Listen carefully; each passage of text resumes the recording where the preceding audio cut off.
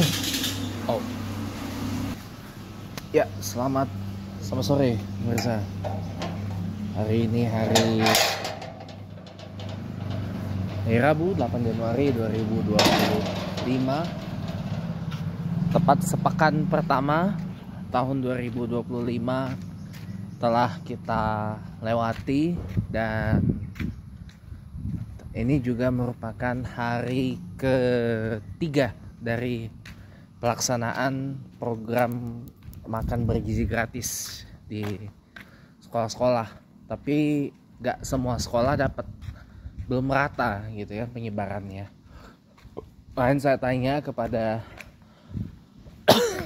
anak didik di majelis pengajian teman saya, kamu dapat makan gratis apa enggak? Katanya enggak dapat, ya belum rata gitu. Ya too bad sih.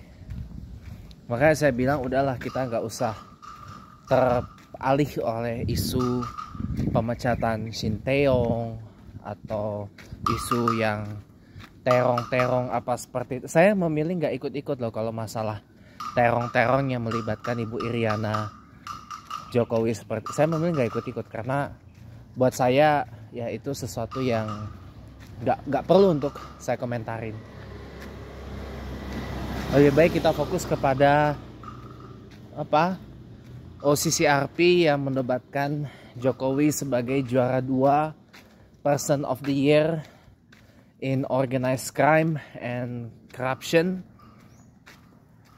tahun 2024. Dan masalah yang akan kita bicara sore ini yaitu makan bergizi gratis ya.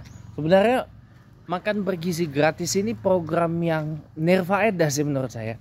Satu, karena membuat kantin sekolah itu jadi sepi. Otomatis mereka yang bersumber penghidupan dari kantin sekolah ini jadi terancam, ya kan? Terancam nggak bisa bawa pulang 1 rupiah pun. Too bad memang, karena diberikan makan gratis gitu, makan bergizi gratis.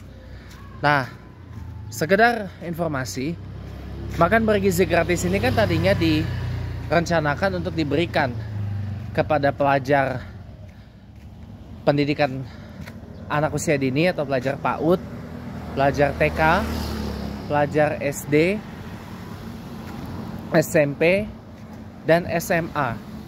Tapi pas kemarin saya tanya sama adik saya yang SMA, ternyata tidak dapat makan bergizi gratis. Ya belum merata gitu loh. Harusnya memang kalau memang makan bergizi gratis itu juga jatahnya buat SMA, ya kenapa nggak dilaksanakan? Terus kemudian juga makan bergizi gratis konon katanya juga akan diberikan kepada ibu hamil dan menyusui dan kepada balita. Nah pertanyaannya gimana distribusinya? Nggak tahu. Konon katanya melibatkan sejumlah pihak program ini, mulai dari Badan Gizi Nasional, ada TNI, ada Menterian Pendidikan Dasar Menengah, Menterian Koperasi katanya, dan beberapa lagi yang lain.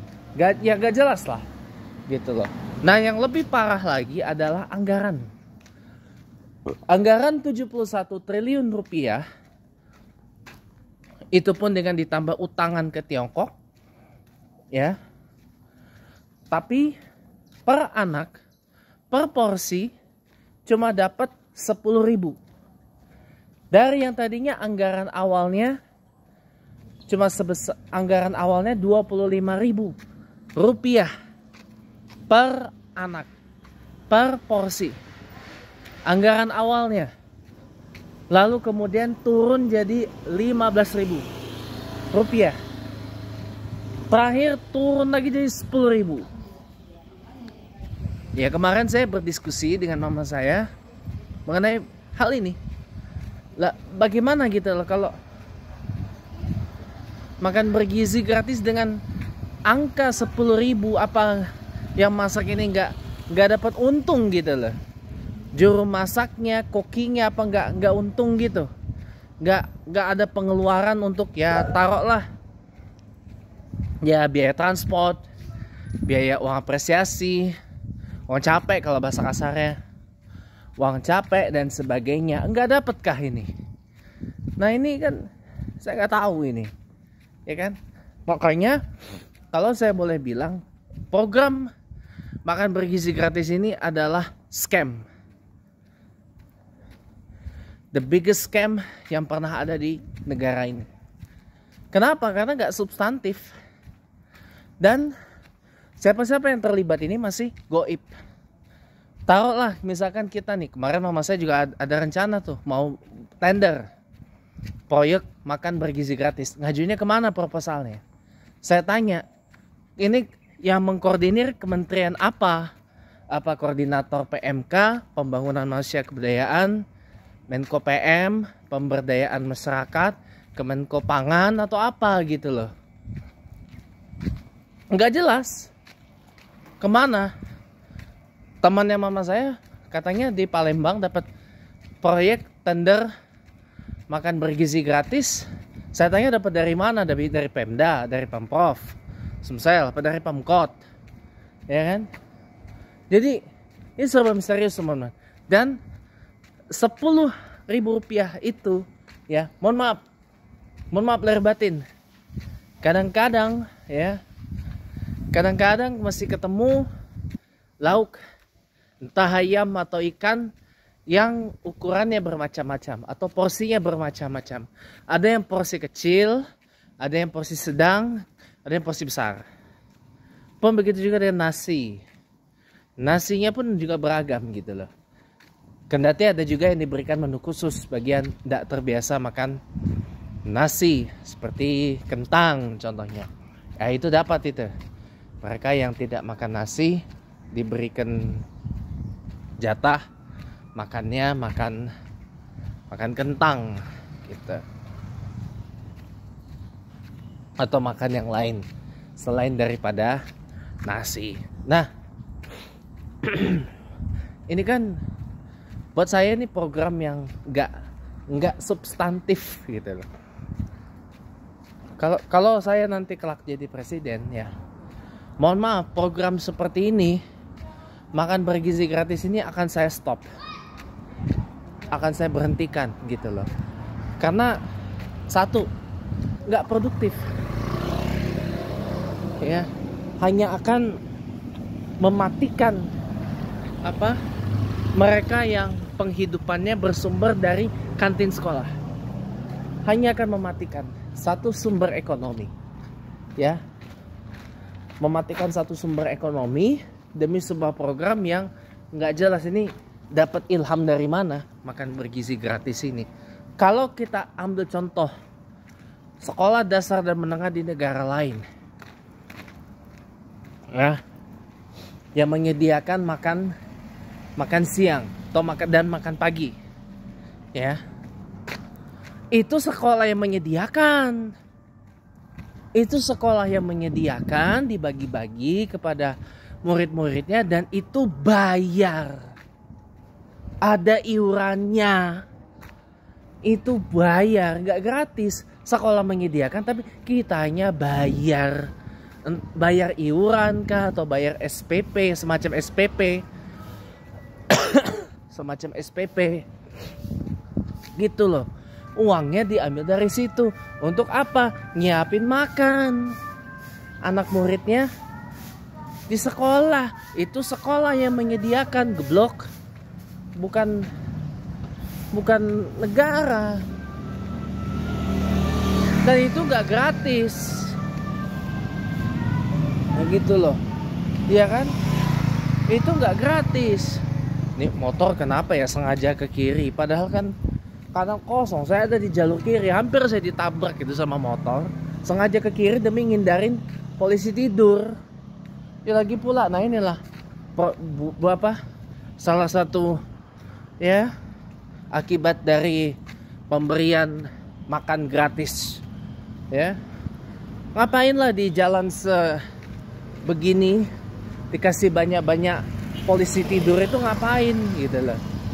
Nah ini apa kebijakan dari produk SDM hasil anggaran pendidikan 2%. Zaman dulu, zaman Orde Baru itu anggaran pendidikan 2%. Naik jadi 20% di era reformasi. Di era Prabowo ini anggaran pendidikan tertinggi dalam sejarah.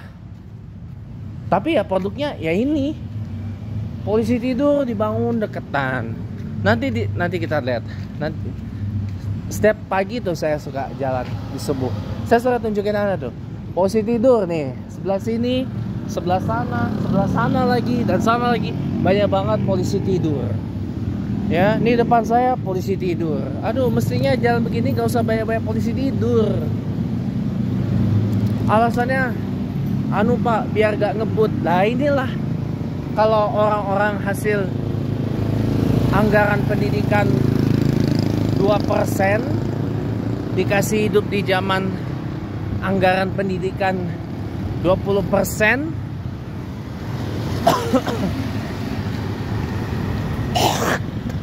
Hidup di zaman apa wajib belajar 12 tahun. Ya ini akibatnya. Harusnya kalau era sekarang itu orang sekarang yang mimpin gitu loh.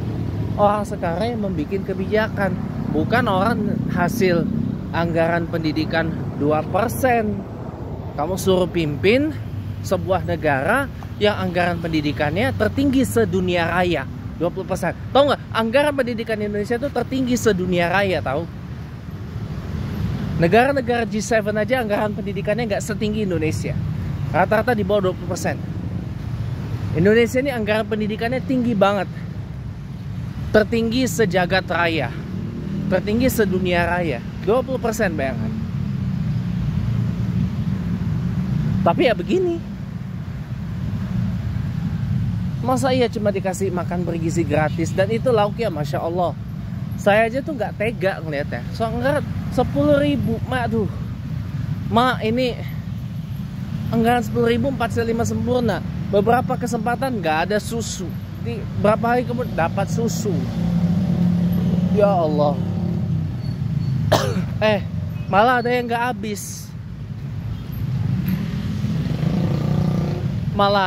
habis. Kenapa? Nggak suka. Entah nggak suka dengan lauknya, atau nggak suka sayurnya, atau bahkan nggak suka buahnya. Masya Allah, mestinya aduh, saya tuh kalau ngelihat program ginian tuh kayak mati rasa gitu loh. Kenapa saya bilang mati rasa? Ya aduh, ngebangun apa manusia Indonesia itu nggak dengan program begini gitu loh.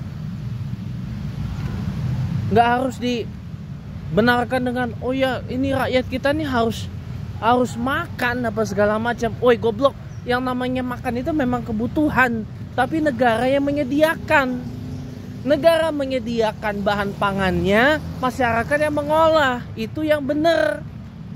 Kalau rakyat harus makan, ya harusnya biarkan rakyat yang menjalankan program swasembada pangan, geblok. Ya. Rakyat yang menjalankan swasembada pangan, bukan bikin food estate ini, food estate itu. Itu pun juga dikorupsi itu, food estate ini, food estate itu. Food estate Sumatera Utara dikorupsi, food estate Papua Selatan dikorupsi. Dah. Aduh. Jangan. Rakyatlah yang berhak mengelola pangannya sendiri. Pemerintah tuh cukup memastikan food security atau keterjaminan atau keamanan pangan. Ya, food supply. Apa tuh? Apa? Memastikan food supply chain atau rantai pasok pangan itu terjaga. Bukan malah kayak begini. Makanya saya bilang pembentukan Kementerian Koordinator Pangan di era Prabowo ini hanya gimmick. Lah buktinya ada satu kementerian yang gak ada kaitannya dengan pangan masuk ke sana. Saya mau tanya, Kementerian Lingkungan Hidup hubungannya apa dengan pangan? Nggak ada. Nggak ada hubungannya dengan pangan. Kemen LH, Lingkungan Hidup, BPLH, apa hubungannya dengan pangan? Nggak ada.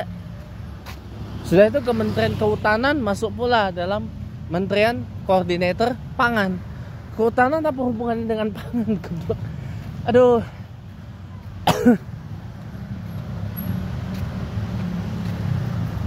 Makanya jadi kadang-kadang saya tuh heran ya Allah kok, ya Allah kok. Ya saya ngelihat apa pelaksanaan program makan bergizi gratis itu emosi saya, bukannya apa, nggak setuju saya. Saya nggak setuju dengan makan bergizi gratis itu. Ya alasannya ya ini supaya meringankan beban orang tua agar apa ndak ngasih uang jajan atau ndak perlu ribut-ribut apa mempersiapkan bekal buat anaknya gitu kan.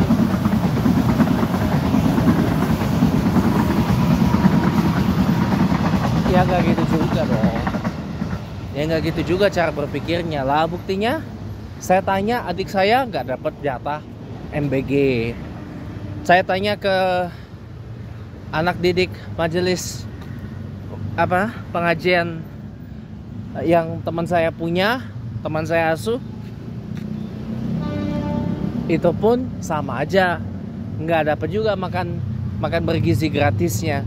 Dah, lebih gimana mau kagak dikasih uang jajan atau kagak dibekelin ya, ini kan on-nya kebangetan, ya kan? Kalau cuma mikirnya makan terus, ya Allah. Ya, kemarin ada yang menawarkan internet gratis, kau tolak. Iya kan, kau tolak demi makan gratis. Begitu sudah dilaksanakan makan bergizi gratis, beginilah keadaannya. Terus mau apa? Coba lauknya, ya Allah. Setelah itu nggak boleh murid itu membocorkan, kamu nggak boleh buka suara. Ini kamu dapat makan lauknya apa? Nggak boleh, pokoknya ibaratnya kayak gini ya teman-teman. Jadi murid itu tertekan, pokoknya ini kami sudah sediakan untuk kau harus makan, gitu loh. Kalau kau nggak mau makan, kau saya bunuh. Paling komandonya kayak gitu oleh Prabowo. Kalau kau nggak mau kasih makan gratis, kau nggak mau kasih makan gratis ini, kau saya culik, kau saya bunuh, kau saya mutilasi, kau saya hilangkan. Paling gitu kata Prabowo. Nggak apa-apa video ini sampai ke Presiden Prabowo. Saya mau tahu seberani apa Prabowo dalam membantah pernyataan saya ini. Jangan bawa buzzer, jangan bawa Partai Gerindra, biar Prabowo sendiri yang ngoceh. Saya tantang. Kalau dikit-dikit gak boleh ini, dikit-dikit gak boleh itu, ya apa bedanya dengan pemerintahan Orba, diktatorial, ya kan? Nah inilah bodohnya orang, dan orang kan gak konsisten. Cuma gara-gara sosok fufu pret, ya, kau terbius, Anda terbius, kamu terbius dengan si yang you bilang you brand gemoy apa segala macam. Prabowo sudah berubah apa segala macam. Nah ini buktinya. You mau berharap apa kepada Prabowo? Nggak bakalan sampean. Tolonglah Pak Prabowo, ini Presiden Prabowo ini nggak bakal kesampaian. Percaya sama saya. Kenapa? Kau berharap Prabowo berantas korupsi? Lah diajak korupsi. Anggaran Kementerian Pertahanan, pesawat bekas, food estate, nggak boleh lupa itu. Dan beberapa penyalahgunaan lain di anggaran Kementerian Pertahanan, nggak boleh lupa. Makanya saya bilang konsisten anti Prabowo itu berat.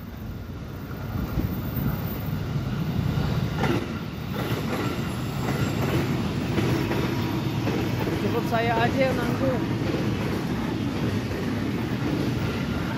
Kayak saya ini loh, Saya konsisten anti Prabowo. Saya konsisten neper Prabowo. Saya konsisten tolak Prabowo. Saya konsisten, ya. Saya konsisten melakukan defamasi, delegitimasi, pencemaran nama baik yang saya sengaja memang untuk mencemarkan nama baik Presiden Prabowo. Sengaja saya untuk terus lakukan pencemaran nama baik, menyebar fitnah, menyebar hoaks, mengumbar ujaran kebencian, ya, mengumbar ujaran menyakitkan hati, bahkan menghina pribadi Presiden Prabowo. Saya lakuin dengan sengaja. Tujuannya apa? Ya, untuk menegaskan posisi saya, he's not my president. Dia bukan presiden saya. Saya tidak akui beliau sebagai presiden. Sebenarnya bukan cuma saya. Habib Bahar Smith, guru saya, juga gak mengakui beliau presiden. Pengkhianat malah. Malah Bahar menyebut he's a traitor. Yes, he's a traitor. Pengkhianat, kata Habib Bahar Smith, hafizahullah. Beliau memang saudara semarga saya, gitu loh. Beliau memang saudara semarga saya, dan saya cukup respect dan takzim sama beliau. Salah satu habaib dan alim ulama yang masih memegang prinsip, masih punya pendirian. Tapi maaf, saya mau pipis dulu teman-teman.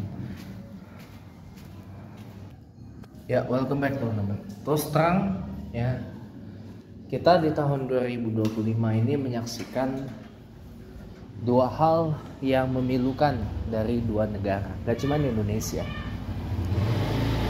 Indonesia punya presiden pelanggar HAM, mega koruptor, dan wakil presiden yang bocil, ya, masuk lewat jalur ya perbuatan korup, ya, pengacak-acakan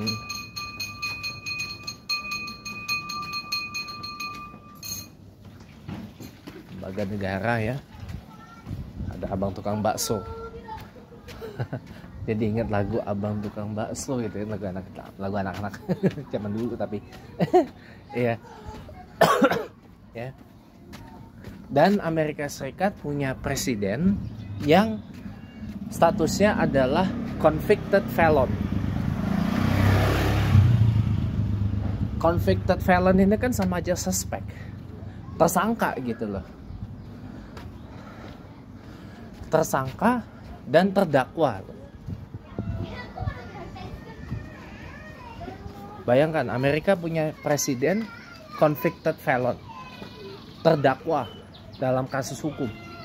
Gak cuma convict felon itu lebih dari tersangka. Terdakwa lebih dari suspek. Terdakwa dalam kasus hukum. Meskipun ya kita tahu sendiri, Amerika Serikat punya undang-undang yang menjamin imunitas dari presiden terpilih hasil pemilu, pilpres, dan presiden. Jadi presiden punya imunitas dari penyidikan dan penyelidikan dari kasus hukum. Kita kan tahu sendiri, Donald Trump setelah gak lagi jadi presiden Amerika Serikat ini kan terseret banyak sekali kasus hukum.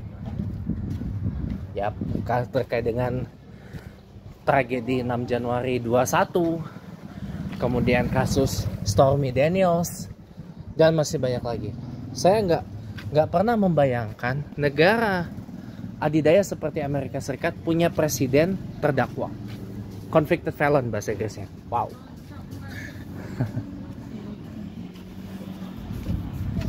It's like a mess gitu loh.